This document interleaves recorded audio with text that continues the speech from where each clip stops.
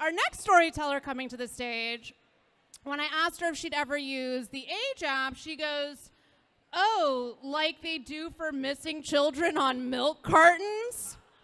So on that dark note, please welcome to the stage, Ashton Cynthia Clarke.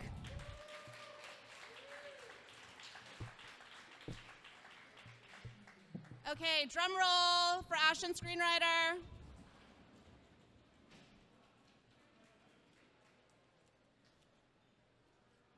Oh, it's another duo, Alisha and Scott Brophy. Give it up for Ashton.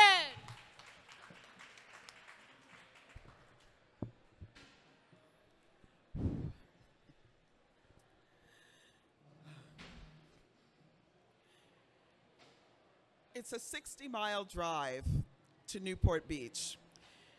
Beautiful Sunday in May. I've got the radio going. I'm singing at the top of my lungs. My ex-husband never let me play my music loud. Makes you too excited, he used to say. Maybe that's one reason he's my ex. I pull into the parking lot and I'm remembering how afraid my family and my friends all were for me. Don't get sucked into anything. Are you sure you're ready for this? You just got out of 2 months of therapy. Yeah, I know I kind of almost lost my mind back then, but I'm better now. And I'm just doing what the doctor prescribed, staying out of the house. When I get inside, though, I start to get nervous. I find myself playing with the fringe on my scarf, and all of a sudden the chips and dip over there look really good, but don't eat your feelings. I did learn that in therapy. And then I see her.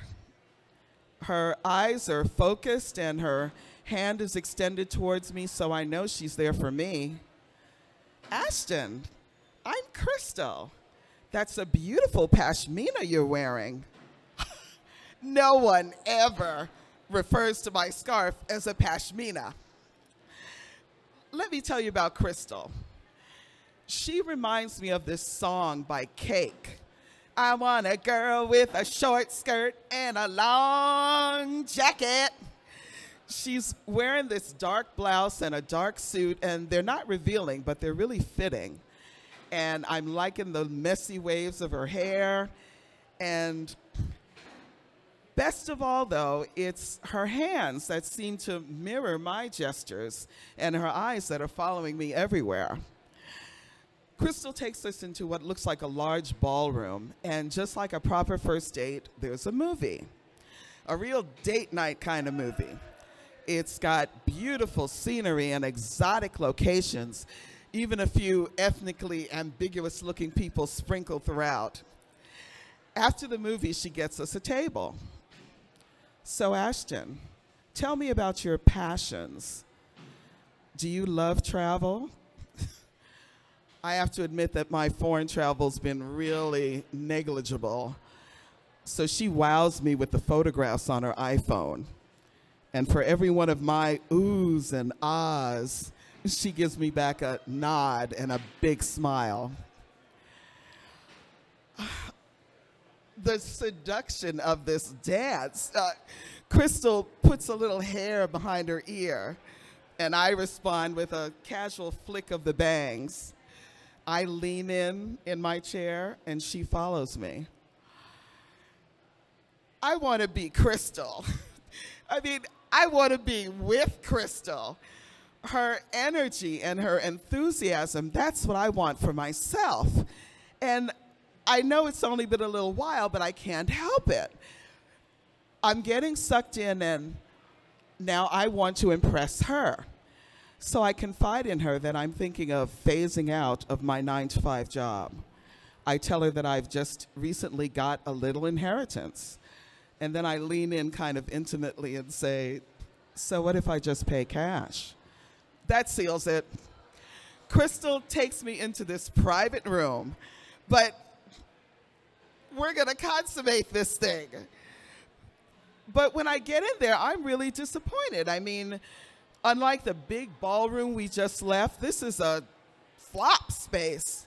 It's got hard chairs, glaring lights. I swear I can see every vein in my hand.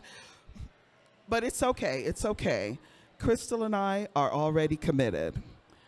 So I begin signing pages and pages of documents that will make me the happy owner of a new vacation timeshare.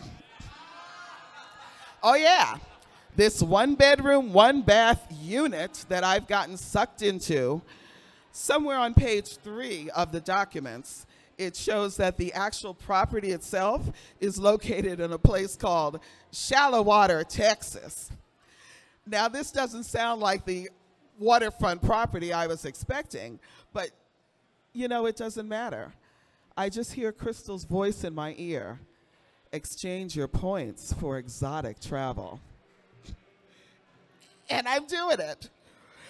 So after this date, Crystal walks me to my car. She hands me her business card, her private number's written on the back, and I'm singing all the way back to Pasadena, thrilled about this great deal that I've made. When I get home, I can't wait to tear open the huge illustrated book they've given me with all of the exotic travel destinations. And I swear I can still smell Crystal's perfume on my pashmina from when she hugged me goodbye in the parking lot. But a few hours later, I'm still home, and I'm alone. And now is when I start to panic. I mean, what did I just do? $10,000. I can't believe I've been so crazy. So here's where I start Googling the company. Better Business Bureau, Yelp. I even find Crystal referred to by name, and none of it is pretty. The general consensus was scam alert. But I can't even claim scam. I mean, I'm in a sales job myself, and I knew every trick that was being perpetrated in that grand ballroom in Newport Beach, but it was like I couldn't help myself. I needed Crystal to see me as exciting and spontaneous. And if I back out of this deal, she'll know I'm nothing but a fraud and a poser. And not only that, but I know she needs my contract. I mean, it's the end of the month, and her bonus is probably tied to this. So I pull up my budget, and I start seeing what can I cut so that I can afford this timeshare and not renege on Crystal. Okay, $29.99 a month, gym membership. Haven't gone in a year. Car lease, almost expired, and I love my car, but I could trade it in for a cheaper one. Oh yeah, and there's that $30 a month for prepaid legal services. I only signed up for that to help out a friend, and we're no longer friends. But I'm gonna have to hide this from my family and my friends and everybody who said I told you so. And then it hits me. Ashton, you thirsty slut. In less than 12 hours, I have relived every destructive, codependent relationship that I've had in my life. You know, it was residual trauma from not one, but 2 really destructive marriages that helped push me into therapy to begin with. And I'm remembering what we learned in group, that codependency's got a lot of signs and a lot of layers of behavior, but for me, there were 3 main things.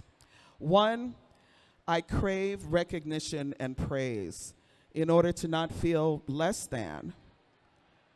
I should have run out of there as soon as she said pashmina. 2, I have to feel needed in a relationship. So, oh yeah, she wasn't gonna get a bonus without me. 3, I always kick my own interests aside to do what I think the other person wants. And I just bought a timeshare that I can't afford. So I get my nerve together, and I call Crystal, leave a voice message. Just pretty vague, you know, thank you, and I have a few questions. The next morning, the phone rings, too early. And I swear I almost cave when I hear the sweet seductiveness of her voice. But I know what I have to do. Crystal, I can't go through with this. I have to end this now. But Ashton, what's wrong? And then for the first time, I do the thing I've never been able to do before. I forget about what the other person wants, and I say what I need. And in this case, it's, Crystal, I just got out of 2 months of intensive therapy, and I don't need a commitment like this. And that was it. I had freed myself. But unlike my last marriage, it didn't take me 13 years to get out of this one. And you better believe I got back every penny of my $990 deposit. Thanks. Give it up for Ashton.